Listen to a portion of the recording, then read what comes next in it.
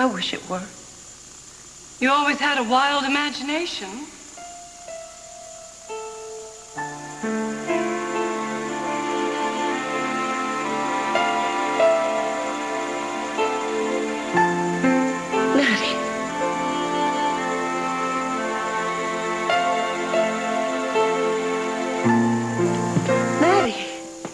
It was you. Well, who else would it be? Why did you look so grim, Janet? The party was for you, wasn't it? Unfortunately. What an attitude. You're supposed to be happy the night before your wedding?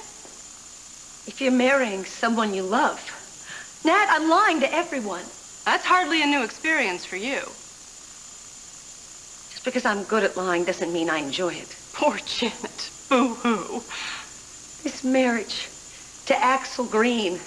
It's the most ridiculous situation I've ever been involved with. You've been involved in a lot of difficult situations. Very funny. Well, if the noose fits. Nat, can't you cut me some slack? I'm going through with this wedding. It's just... It's too much to ask. How typical. How very typical. You promised to do one little thing for me, but now you want to back out of it.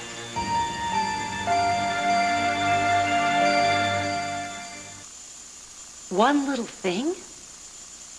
I turned my world inside out and upside down for you. I went way beyond what I promised. You think so?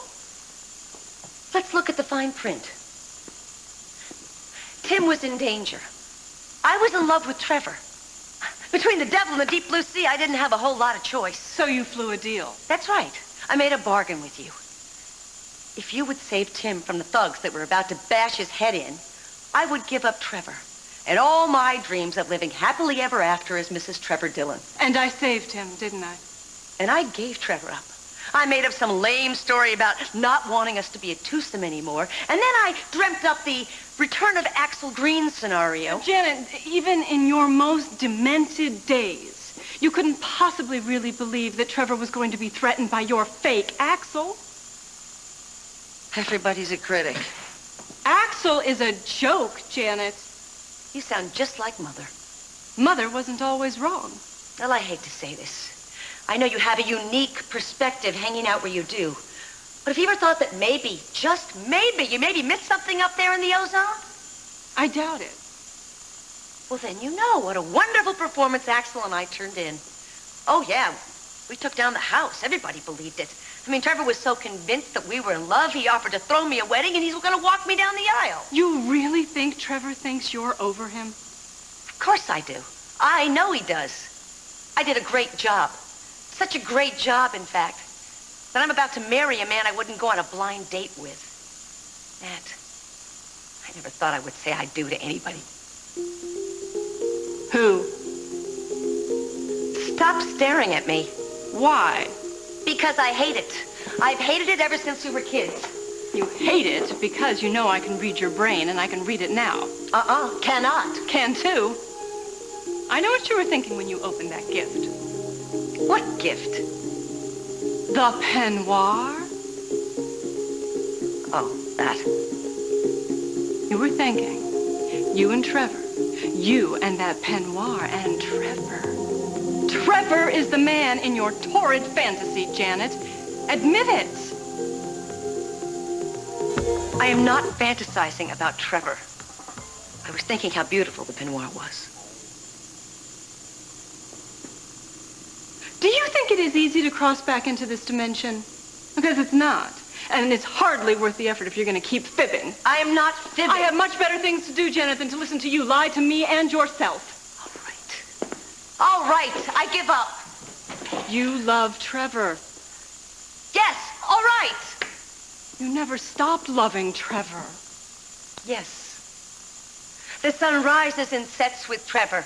Without him in my life, the world isn't worth squat. I want to be his wife. I want to raise his children, and I want to live happily ever after with him. Satisfied? Okay? Yes.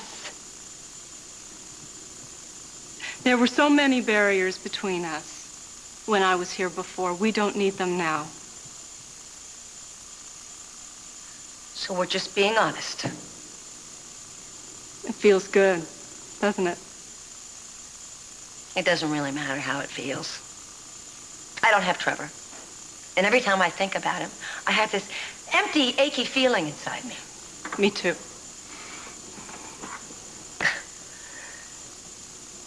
I would think you would be beyond all that. Well, we can have pangs. Sounds strange to me. Well, we certainly understand other people's pangs. Well, no offense, but that doesn't help me very much. Sorry, Janet. I know it's got to be tough for you. You know, knowing what a great guy Trevor really is and knowing how much he really and truly loves you and you feeling about him the way you do. My sister. The angel of depression. I'm just saying that I understand how difficult it is for you to keep your vow. I appreciate that you are constantly tempted to toss the promise and grab the happy ending. Self-sacrifice isn't a day at the beach. So why did you really come back, Natalie? It was not to rub it in, so wipe that thought from your mind. Well, we did take sibling rivalry to new heights. You can say that again. I held you prisoner in a pit. When you wanted water, I threw you salted potato chips.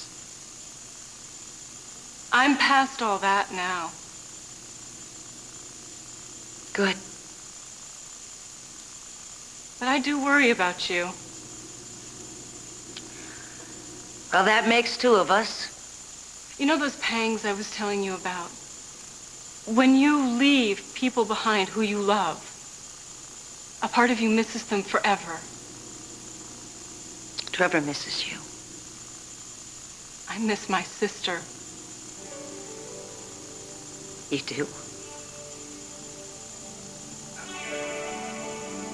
And now you are heading into this big crunch, and I feel like I should step in and help you out so that you don't make any more idiotic mistakes. Well, I don't think you can help me. Want to bet?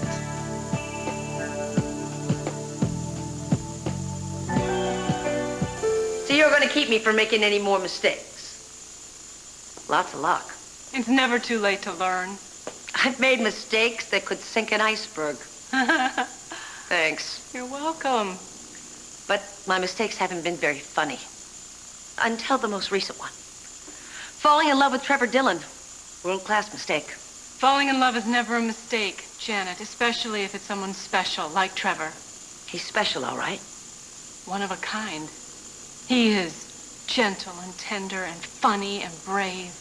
He's so dear you can hardly wait to hear that door slam and the footstep on the porch and the, "Hey, doll, I'm home!"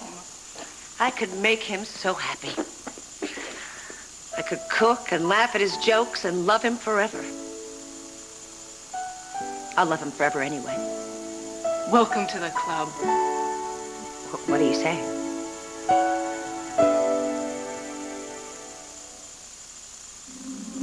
You sound like you're okay with this.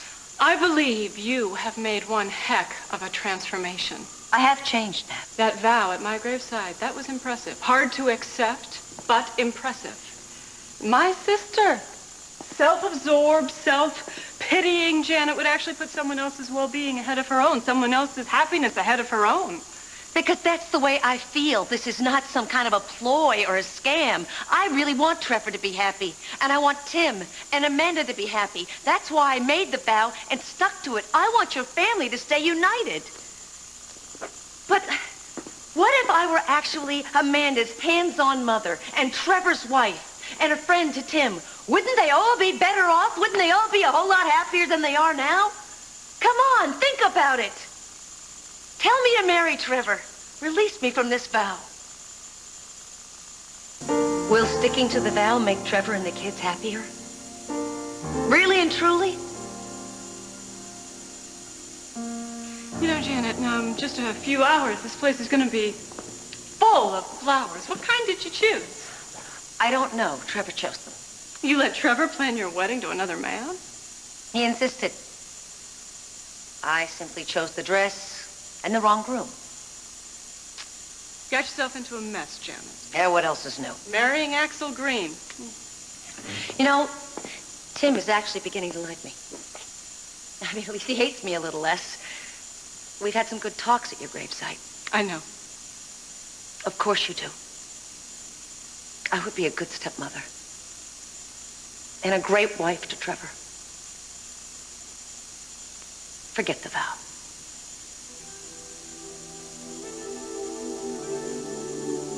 Janet, I will never forget the vow. You put Tim's well-being ahead of your own, and that was a really good thing to do. Well, no good deed goes unpunished, that's what they say. I guess they were right. You know, just a few more hours, you're going to be getting married. So you're going to hold me to it, the vow? I want you to do everything exactly as Trevor has planned it. Won't let me off the hook, huh? Man, you really hold a grudge. Like I said, just do everything exactly the way Trevor's arranged it.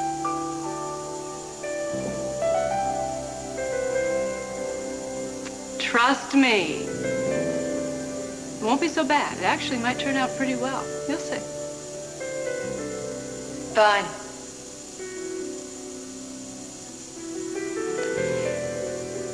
Have it your way. Again.